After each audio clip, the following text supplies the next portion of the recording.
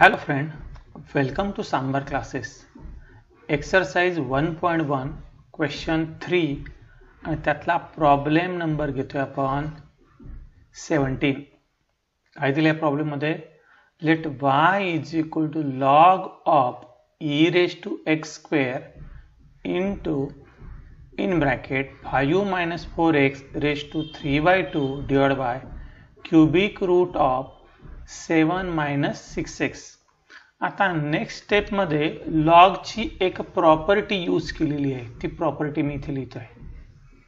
काय प्रॉपर्टी ती प्रॉपर्टी अशी असणार आहे log of m into n divided by p घेतो लेटर. कुठलं लेटर घेतलं तरी चालेल.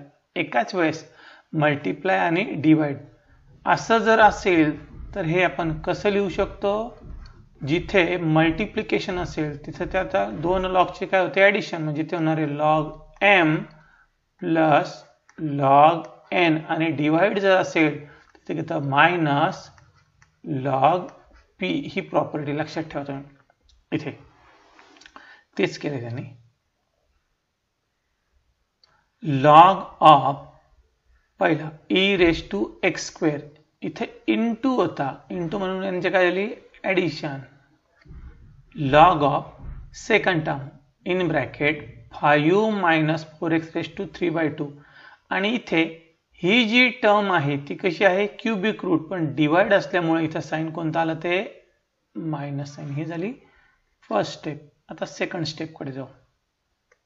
सेकंड स्टेप मध्ये दुसरा एक रूल यूज केला. कोणता log of e raise to x जर लॉगरिथम आणि एक्सपोनेन्शियल असेल तर एकमेकांना ते कॅन्सल होतं आणि राहतं सिम्पली x. हा फक्त राहतो x. इथे तेच केलं की log of e raise to x square होता म्हणून तो लिहिला x स्क्वेअर प्लस इथे 3/2 तो स्टार्टिंगला लिहिला. त्यासाठी कोणती property log m raise to n असेल तर ते लिहिलं n log m. त्याच प्रॉपर्टी यूज होत आहे. हा बघा 3/2 स्टार्टिंगला आला log of 5 minus 4x bracket minus. आता हा 1/3 कुठून आला. इथे जे दिलेलं आहे या केसमध्ये हे कोणतं रूट आहे cubic route of 7 minus 6x बरोबर. हेच आपण पॉवरच्या फॉर्मॅटमध्ये लिहू शकतो 7 मायनस 6x रेज टू 1/3 बरोबर. आणि लॉग जर असेल तर वरती आता सांगितलं तो हा जो 1/3 आहे तो कुठे लिहिला तो स्टार्टिंगला. बघा हा 1/3 स्टार्टिंग लिहिला आणि हे लॉग ऑफ होतं. लॉग ऑफ हे जर 3 काढून टाकला क्यूबिक रूट तर त्याची पॉवर काय झाली असती 1/3 झाली असती म्हणून तो स्टार्टिंगला लिहिला. इथपर्यंत ते फंक्शन सिम्प्लिफाय झालं. आता याचं करायचं आहे आपल्याला differentiation. Differentiating with respect to x काय मिळतं dy by dx of d by dx of function as it is लिहिले बघा ते पूर्ण function x square plus 3/2 log of 5 minus 4x minus 1/3 log of. पुढची स्टेप डेरिव्हेटिव्ह. आता हे separate केलं d by dx of x square plus d by 3/2 हा constant होता म्हणून तो कुठे आला आउटसाइडला into derivative of second term minus 1/3 कसा आहे constant into derivative of third term. या तिन्ही टर्मचं काय घेतंय डेरिव्हेटिव्ह. आता या स्टेप कडे आलोय आपण. पुढच्या स्टेप मध्ये डेरिव्हेटिव्ह काढायचा x स्क्वेअर त्याचा डेरिव्हेटिव्ह किती 2x plus 3/2 into log of formula तोच d by dx of log x is equal to 1/x. म्हणून या लॉगचा डेरिव्हेटिव्ह घेताना तो आला 1/. अजून क्लिअर होण्यासाठी याला काय करू आपण ब्रॅकेट पुट करू आणि हे फंक्शन आहे म्हणून त्याचा परत काय घेतलं differentiation minus 1/3 into derivative of log x परत त्याला 1/. हे क्लिअर होण्यासाठी परत इथे ब्रॅकेट टाकू. ते फंक्शन आहे म्हणून परत त्याचा काय घेतला डेरिव्हेटिव्ह. ही नेक्स्ट स्टेप आता कव्हर करू.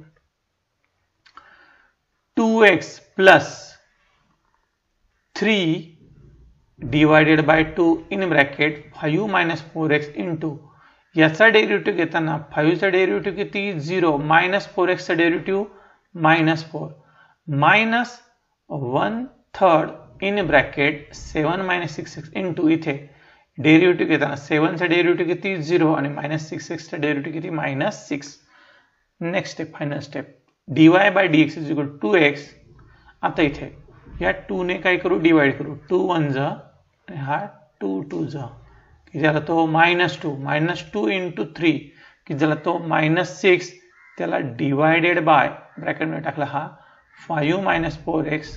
आता परत या 3 ने डिवाइड करून घेऊ 3 1 जा आणि हा 3 2 जा म्हणजे मायनस साइन हा मायनस मायनस तो काय होतो become plus 2 into 1 2 divided by 7 minus 6x.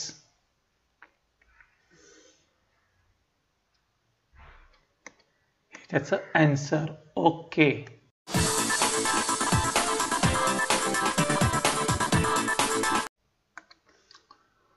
Okay problem number 18 काय दिलंय let y is equal to log of a raise to cos x divided by in bracket x square minus 3 bracket cube into log x.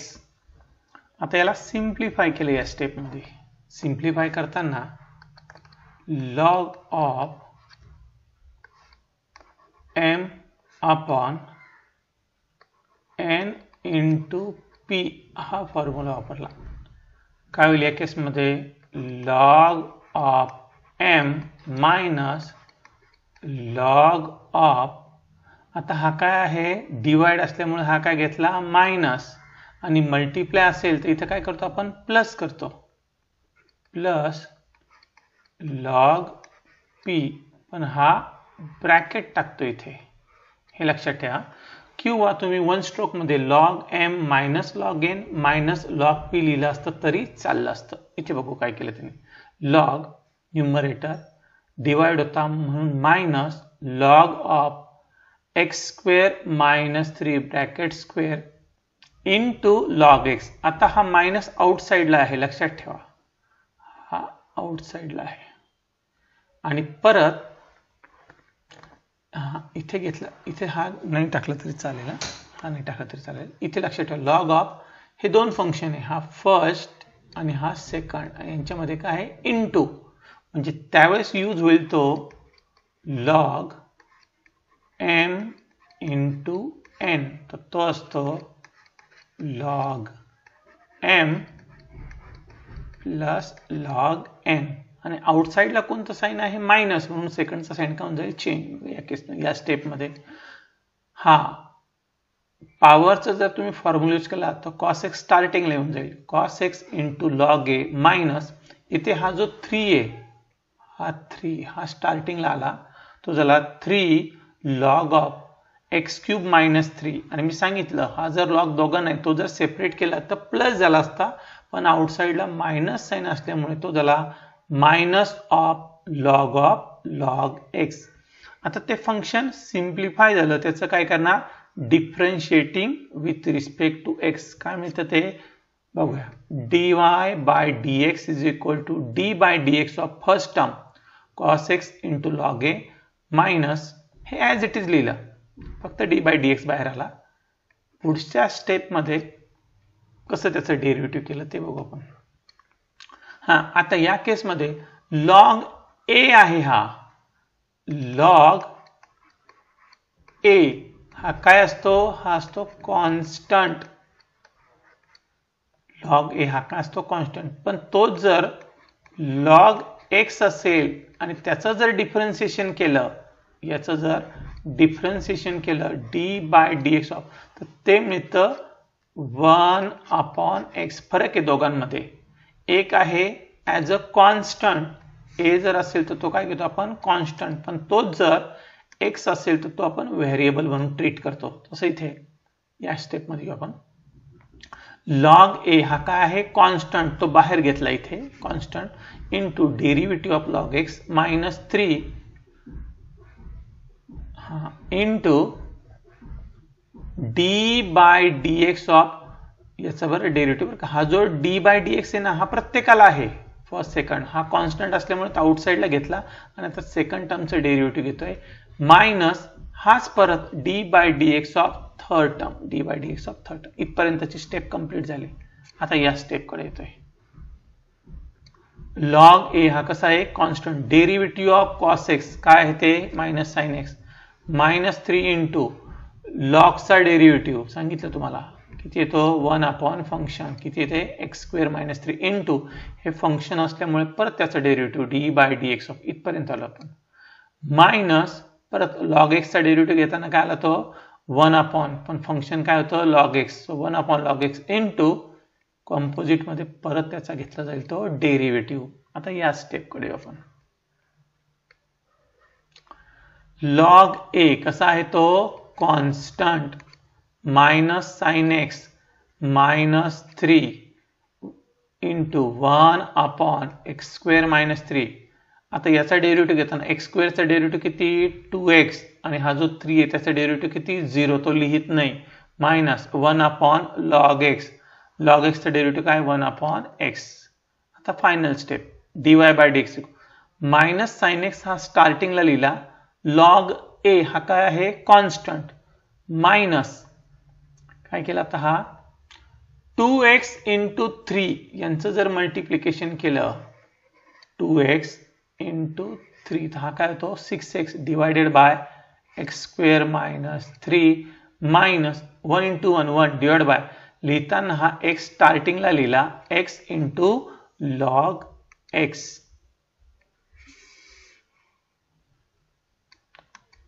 हे त्याचं final answer. Okay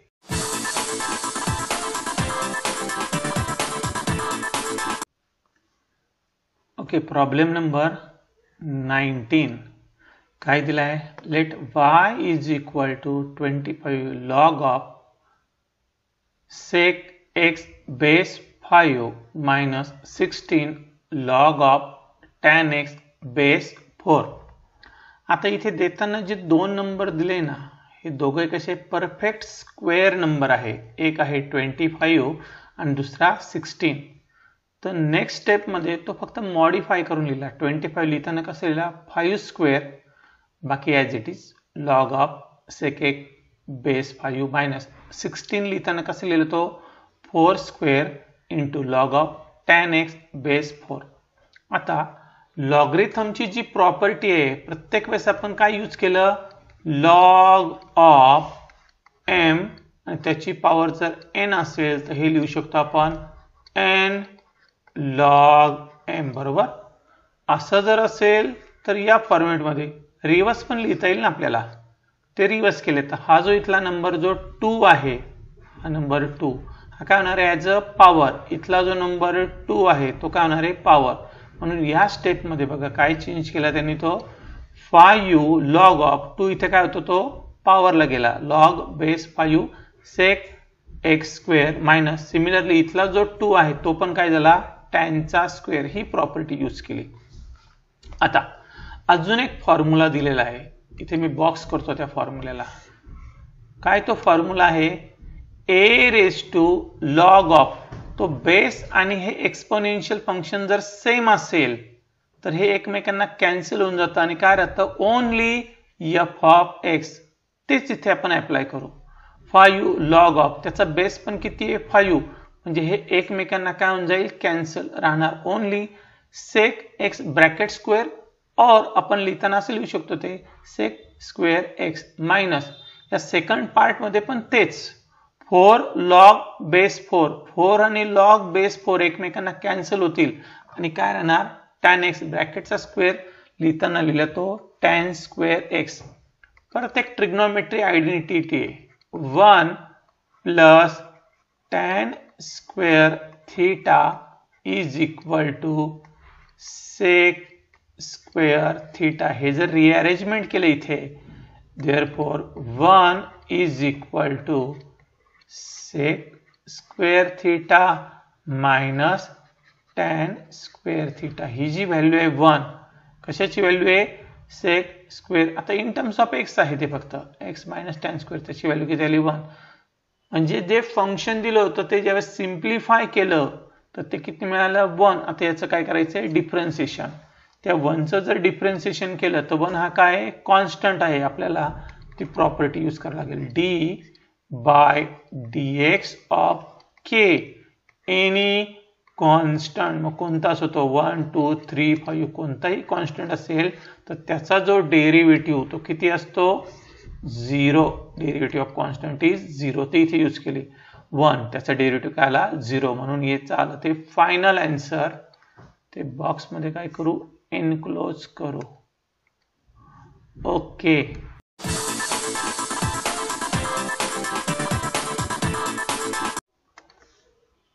one 1.1 exercise question number 3 आणि त्यातला हा लास्टचा problem number 20. काय दिलाय let y is equal to in bracket x square plus 2 bracket raised to 4 divided by root of x square minus 5. आता याला differentiate करतोय आपण. पहिली step dy by dx is equal to d by dx of given function.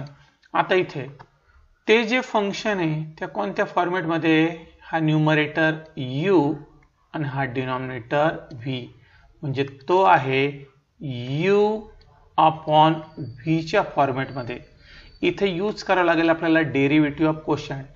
त्याला जर differentiate केलं तर dy by dx is equal to v into derivative of u minus u into derivative of v divided by v square. हा formula इथे use करणार या स्टेपमध्ये. बघा त्या स्टेपमध्ये याला v म्हणतो मी थोड्यासाठी. v into derivative of u minus u into derivative of v divided by v square. आता ही पुढची स्टेप ज्यामध्ये ऍक्च्युअल आपल्याला काय करायचं आहे डिफरन्शिएशन करायचं आहे. Root of x square minus 5. आता याचा डेरिव्हेटिव्ह घेताना हा जो 4 नंबर आहे तो स्टार्टिंगला लिहून घेतला तर 1 ने त्याची पॉवर काय होणार आहे कमी. हा झाला 4 आणि त्याची पॉवर झाली 3. पण हे फंक्शन असल्यामुळे परत त्याचा काय घेतला डेरिव्हेटिव्ह. इथपर्यंतचा पार्ट कंप्लीट झाला.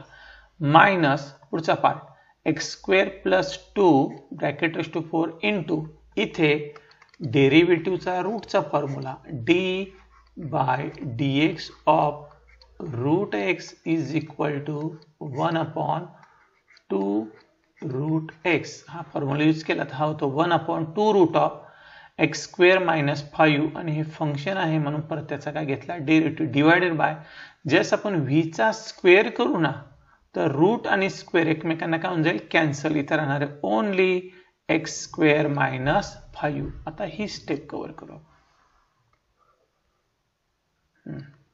हा जो 4 नंबर आहे हा स्टार्टिंगला लिहिला 4 root of x square minus 5 into आता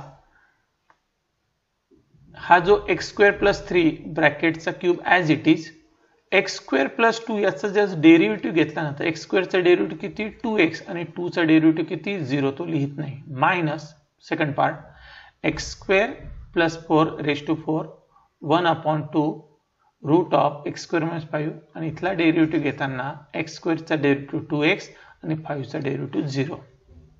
नेक्स्ट स्टेप आता ही स्टेप कव्हर करू. या स्टेपमध्ये काय केल्याचं बघा. खूप इम्पॉर्टंट स्टेप आहे ही. या स्टेपमध्ये हा जो 2 आणि 2 काय केला कॅन्सल. हा पहिला पार्ट आहे मायनस साइन पासून लेफ्ट साइडचा हा जो आहे हा फर्स्ट पार्ट आणि हा कोणता आहे सेकंड पार्ट. आता इथे जर क्रॉस मल्टिप्लिकेशन केलं तर याचा डिनॉमिनेटरला किती आहे नंबर 1 तर या रूट एक्स स्क्वेअर मायनस 5 ने याला काय करावं लागेल मल्टिप्लाय करावं लागेल. नंतर हा 2x इंटू 4 हा किती झाला 8x. ज्यावेळेस क्रॉस मल्टिप्लाय होईल तर root of x square minus 5 ला root of x square minus 5 ने मल्टिप्लाय केलं तर रूट साइन निघून जाईल आणि हा राहिलेला पार्ट एक्स स्क्वेअर प्लस 2 ब्रॅकेटचा क्यूब इथपर्यंत हा झाला मायनस साइनच्या अगोदरचा नंबर 1 मायनस साइन. त्याच्यानंतर पुढे काय तो x² + 2⁴ मी सांगितलं हा 2 जर कॅन्सल केला तर इथे काय राहतो हा x आणि हा √x² - 5 तो डिनॉमिनेटर साईडला लिहिला जाईल. हे बघा डिनॉमिनेटर साईडला लिहिला आणि हा x² - 5 तो ॲज इट इज. ही सर्वात महत्वाची स्टेप आहे. आता ह्या स्टेपकडे येऊ आपण, पुढच्या स्टेपकडे आलो. पुढच्या स्टेपमध्ये काय होणार आहे आता? पुढच्या स्टेपमध्ये एक मिनिट, हे जे दोन पार्ट आहे ना, हे जे दोन पार्ट, या दोन पार्ट मधून मॅक्झिमम काय आपण कॉमन घेऊ शकतो ते बघू. पहिल्या केसमध्ये इथे आहे तो x, एक मिनिट, इथे आहे तो x, इथे पण आहे x, म्हणजे x काय घेऊ शकतो कॉमन.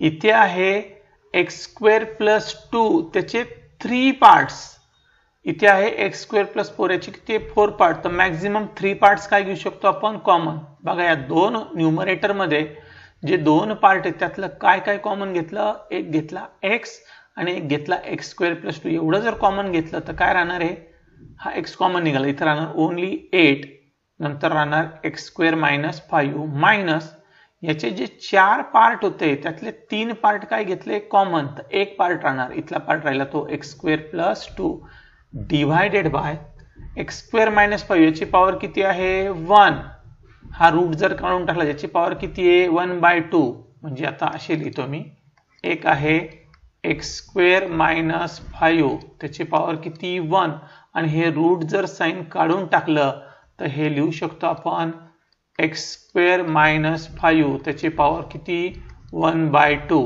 a⁻m × a⁻n केलं तर या केसमध्ये x² - 5 या दोघांची काय होईल ऍडिशन होईल, हा 1 + 1/2 तर हे होतं 3/2. बघा याची पॉवर किती आली इथे ही 3/2. फायनल स्टेप त्याची, फायनल स्टेप मध्ये काय केलं, पहिला जो पार्ट आहे x इन ब्रॅकेट x² - 2 तो तसाच ठेवला, या 8 ने याला मल्टिप्लाय करून घेतलं. हा जो ब्रॅकेट आहे ना हा जर सॉल्व केला तर होणार आहे 8x² - 8 × 5 की झाला तो 40 मायनस x² आणि हा बाहेर मायनस साइन असल्यामुळे +2 चा काय झाला तो -2. आता 8x² मधून हा 1x² जर मायनस केला तर किती राहणार आहे 7x², -40 आणि -2 टोटल किती झाला -42 divided by x² - 5 3/2 as it is.